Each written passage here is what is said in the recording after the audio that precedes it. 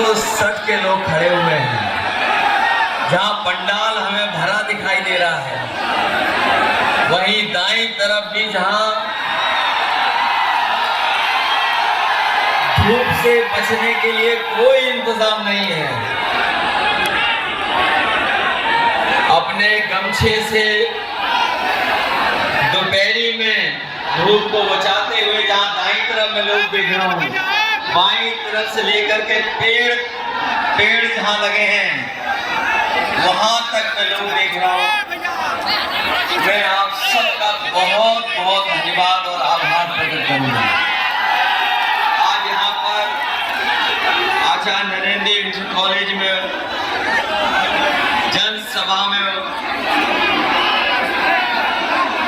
मैं शामिल होने आए हमारी बड़ी संख्या में पार्टी के नेता जो मंच पे हमें दिखाई दे रहे हैं, पार्टी के अध्यक्ष व्यास यादव जी, हमारे आपके समाजवादी पार्टी इंडिया गठबंधन और कांग्रेस पार्टी के प्रत्याशी हमारे नामारासी अखिलेश प्रताप सिंह जी,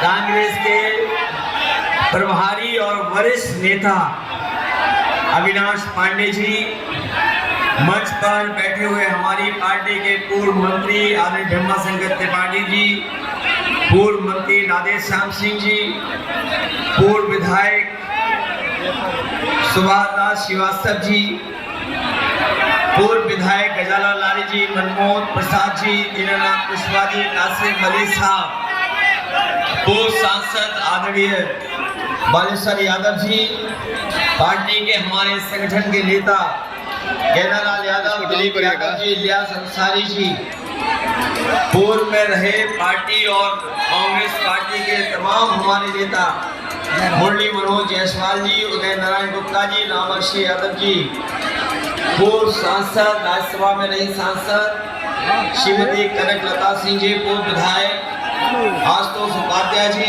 ओपी यादव जी, अशोक कुशवाहा जी और बड़ी संख्या में नेता।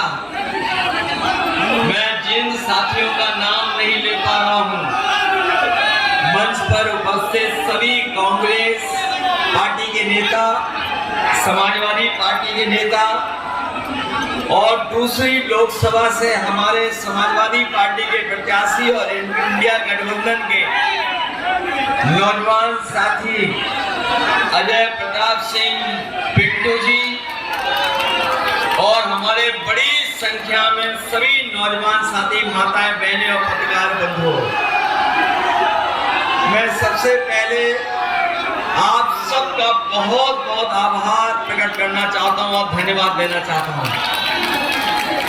मैं देख रहा हूं जैसे चुनाव आगे बढ़ रहा है चरणों में, वैसे ही जनता अपने आप चुनाव लड़ रही है और ये पहला लोकसभा का चुनाव मुझे देखने को मिला है जहां पहले चरण से जनता ने चुनाव अपने हाथ में ले लिया है और लग तो ऐसा रहा है कि इस बार उत्तर प्रदेश में जो हवा चली है,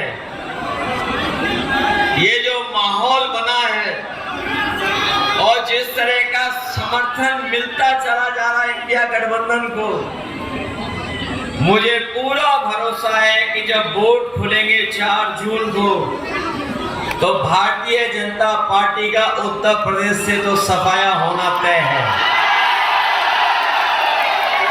यही भारतीय जनता पार्टी के लोग जिन्होंने समय समय पर हमें और आपको न जाने कितने बड़े बड़े सपने दिखाए हैं और जब हम लोग पीछे मुड़ करके देखते हैं तो पाते हैं कि भारतीय जनता पार्टी की हर बात झूठी निकली और इनका हर वादा झूठा निकला।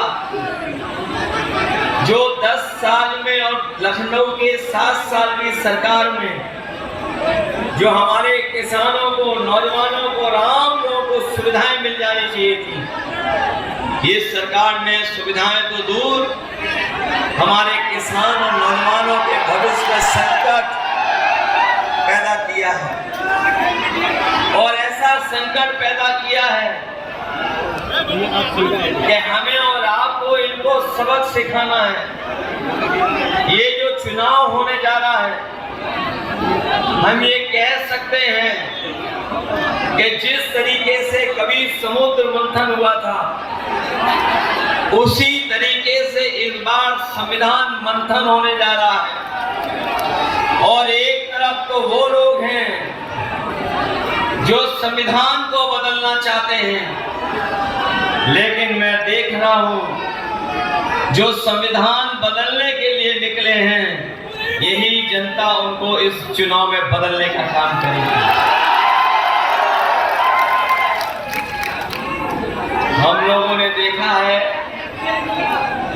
कि उत्तर प्रदेश के लोग और पूर्वांचल के खासकर लोग जब स्वागत करते हैं तो बहुत शानदार स्वागत करते हैं,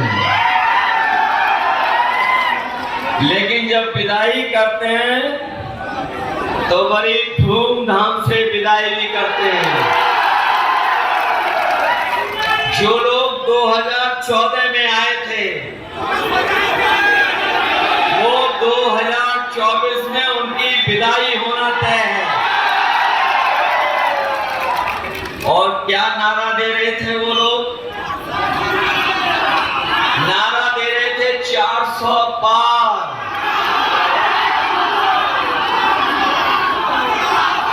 जो लोग 400 पार का नारा दे रहे थे, बताओ 400 हार रहे हैं कि नहीं हार रहे हैं? न केवल हारने जा रहे हैं, बल्कि उनके नारे की बात तो हमें बाद में समझ में आई। ये लोग पहले से ही तैयारी में थे कि 400 सीटें नहीं जीतेंगे। 400 क्या कह रहे थे? 400 पार। और हमारे नौजवान साथी जानते होंगे, वो जानकारी रखते हैं, गणित को भी समझते हैं। अगर कोई 400 पार कह रहा है तो बताओ 543 सीटों में 143 400 पार कितनी सीटें बनती हैं? 143। अगर कोई कहे कि हम 400 पार सीटें जीतने जा रहे हैं, तो बताओ 543 में कितनी सीटें बचती हैं? ये जो 143 सीटों वाले लोग जो सपना देख रहे हैं, मैं उन्हें कहना चाहता हूं कि इस बार 140 करोड़ की जनता उन्हें 140 सीटों के लिए भी तरसा देगी। कहने को ये कहते थे कि ये डबल इंजन की सरकार है। ये दिल्ली और लखनऊ वाले लोग मिलकर के कहते हैं कि हम डबल इंजन की सरकार है। मैं अभी अखिलेश प्रताप जी का भाषण सुन रहा था, मुझे लगता है कि डबल इंजन की सरकार देवरिया आते आते हाफ जाती है या धुआं निकल जाता है इनके इंजन। बताओ ये डबल इंजन की सरकार, इनके डबल इंजन कबाड़ा निकले कि नहीं निकले? और ये वही लोग हैं जिन्होंने किसानों से कहा कि हम किसानों की आय तो दुनी कर देंगे, और 10 साल के बाद जब किसान अपना हिसाब किताब लगाता है तो ना उसकी पैदावार की कीमत दिला पाई सरकार, और वहीं जब वो किसान अपनी लागत का हिसाब किताब लगाता है तो बताओ किसान भाइयों, आपकी लागत बढ़ गई कि नहीं बढ़ गई? जी भाई, न केवल इस महंगाई में लागत बढ़ी है, चल रहा है, बल्कि इन्होंने पिछले 10 साल में आपकी खाद की बोरी से भी चोरी करना शुरू कर दिया। इन्होंने पहले 5 किलो चुराया, फिर 5 किलो चुरा दिया। बताओ कितने की चोरी की है खाद की बोरी से? और मैं सोचता हूँ कभी कभी ये बोरी की चोरी आगे कहां से सीख करके आए। और जब कभी बाजार में आपने देखा होगा, ये बोरी की चोरी पार्ले जी बिस्किट पैकेट में सीख करते आए। हमारे साथियों को याद होगा पार्ले जी का बिस्किट पैकेट इतना बड़ा आता था, और जैसे जैसे महंगाई बढ़ी और मुनाफा उन्होंने कम नहीं किया, तो बताओ आज बिस्किट का पैकेट कितना छोटा हो गया। जिन्होंने बाजार से खरीदा होगा वो जानते होंगे कि आज बिस्किट के हक कितना है एक पैकेट में। अभी तो 5 आ रहे हैं। ये बीजेपी की सरकार आ गई तो पार्ले जी के बिस्किट पैकेट में भी एक ही बिस्किट मिलेगा। इसलिए सावधान है कि नहीं है? सावधान। न केवल बोरी से चोरी की है, बल्कि हमारे किसान भाई जानते होंगे जब डीएपी लेने गए होंगे तो नैनो यूरिया खरीदवा दी। नैनो यूरिया खरीदवाई और ये कहा कि इस यूरिया के खरीदने के बाद खेती